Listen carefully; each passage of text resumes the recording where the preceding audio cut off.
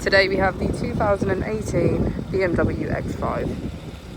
This vehicle has done just over 69,000 miles. It has an automatic transmission and a diesel fuel type.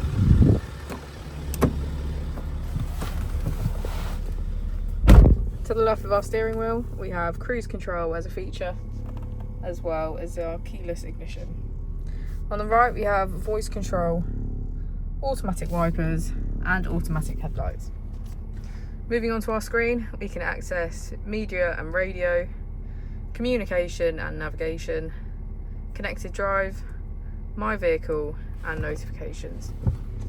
If we put the vehicle into reverse, we can see that it comes with a parking camera with front and rear parking sensors. Just below we have our dual zone climate control with heated seats on either side.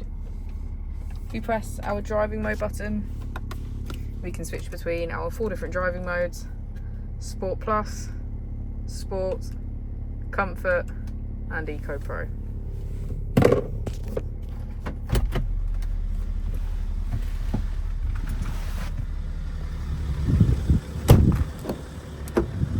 As we go into the back of the vehicle, you can see that it has a full leather black interior.